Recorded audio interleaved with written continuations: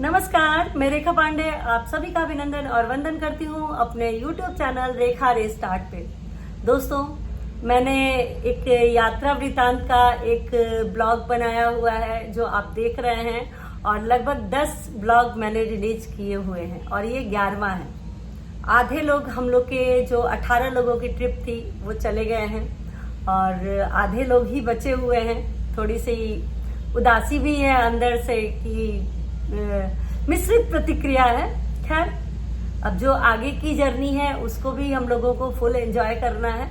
उसी दमखम से हम लोग मोनाको पहुंच चुके हैं और मोनाको में हम लोग वहां रहने के बाद 2-3 दिन के बाद अब हम लोग आगे की जर्नी पे जा रहे हैं। तो आगे की जर्नी के लिए हम लोग फ्लाइट से बुल्गारिया की ओर हम लोग प्रस्थान किए। बुल्गारिया उसकी जो रोज वैली है उसके लिए फेमस है। बुल्गारिया जो जब भी रोज का जब भी कहाँ पाया जाता है कैसे होगा तो बुल्गारिया का नाम सबसे फर्स्ट आता है। और ये सीन हमने देखा भी बुल्गारिया में, क्योंकि वहाँ पे इतने बड़े बड़े शॉप्स थे जो रोज के प्रोडक्ट के लिए उनके कई तरीके के क्रीम उनके एसेंस वगैरह के लिए थे। तो बहुत ही खूबसूरत था। और वहाँ पे हम लोग एक स्ट्रीट पे रोज जाते थे, वितोसा स्ट्रीट था। जैसे हम लोग के यहाँ हर जगह एक एमजी रोड होता है ना, जिसको शाम को हम लोग सब कोई घूमने जाते हैं या बोलते गेड़ी मारने जाते हैं, बस वितोसा स्ट्रीट वही था।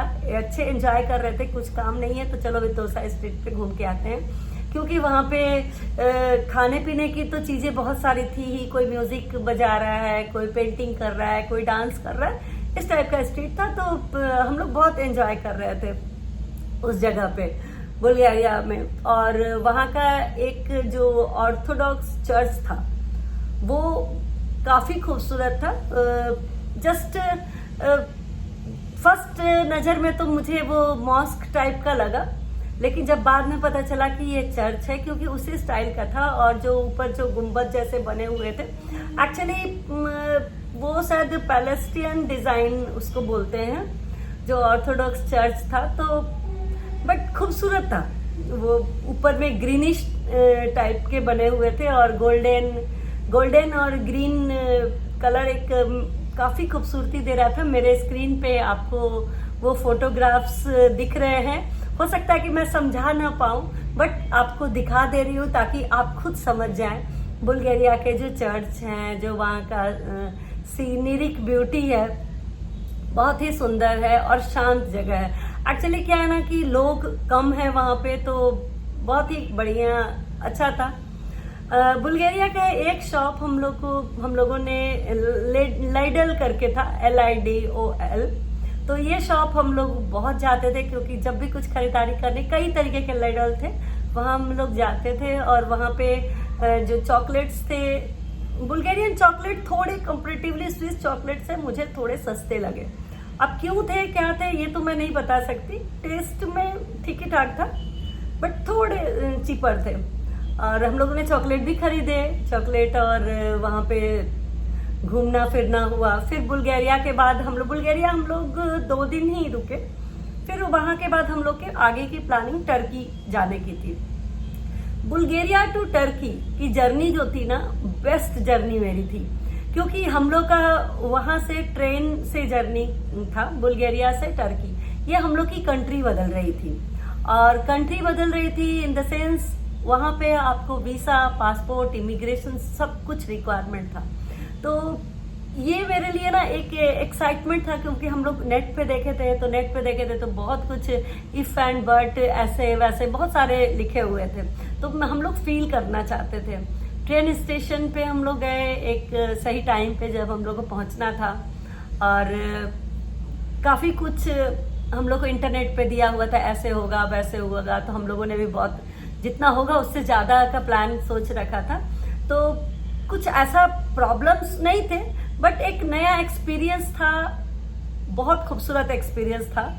तो मैं आपको बताती हूँ कि हम लोग जब ट्रेन जर्नी कर रहे थे तो उसमें क्या था कि जब बुल्गारिया में जब ट्रेन थी तो वो लोग आए लास्ट में, टर्की अंदर एंटर के पहले आधा घंटा पहले आए। हम लोग के पासपोर्ट उन्होंने सीज कर लिया, पासपोर्ट ले लिया ताकि स्टैंपिंग के लिए, और वो ले गए। उसके बाद हम लोग जब टर्की बॉर्डर के पास आए तो ट्रेन रोक करके पूरी ट्रेन खाली कर ली। इवन हम लोग का बॉटल का पानी भी नहीं रहने दिया। वो लोग सारा सामान 2 बजे रात को 2 बज रहे थे। अब हम लोग सब थे, हमारे साथ 6 साल की एक बच्ची थी, सामान था, सब उतार लिए हम लोग और उतार के खड़े हो गए। इमिग्रेशन लाइन में हम लोग 2 बजे रात को इमिग्रेशन लाइन में थे, इमिग्रेशन के लिए किया। और उसके बाद हम लोग का सामान पूरा चेक किया। उनका जो स्कैनर था वो खराब था, जिसकी वजह से हम लोग का सामान उन्होंने खोल कर देखा। तो फिर तकलीफ तो होती है, गुस्सा भी आता है, लेकिन फिर आदमी आजू बाजू देखता है कि कोई मेरा ही थोड़ी दिखा रहा है, सबका कर रहा है, तो कोई बात नहीं, एंजॉय करो। क्योंकि ऐसा प्रोविजन था कि लेट होगा कोई प्रॉब्लम नहीं, गाड़ी आपको लेके ही जाएगी अगर आपके डॉक्यूमेंट सही हैं तो। हमारे सारे डॉक्यूमेंट सही थे, एक्यूरेट थे, और हम लोग टाइम पे अपना दिखा के ट्रेन में बैठ भी गए। और उसके बाद ट्रेन चली और हम लोग, मुझे लग रहा है कि ट्रेन 6 साढ़े 6 बजे पहुंचनी थी, बट ये सब प्रोसेस की वजह से ट्रेन लेट हो गई थी। तो ट्रेन हम लोग की 8:30 बजे इस्तांबुल स्टेशन पे पहुंची। तो ये एक मेरे लिए, मैं फर्स्ट टाइम ट्रेन से कोई कंट्री क्रॉस की थी, तो मुझे इस तरीके का इमिग्रेशन, इस तरीके की जो भसड़ जो बोलते नहीं है, वो मुझे देखनी थी और मैंने वहां पे देखा।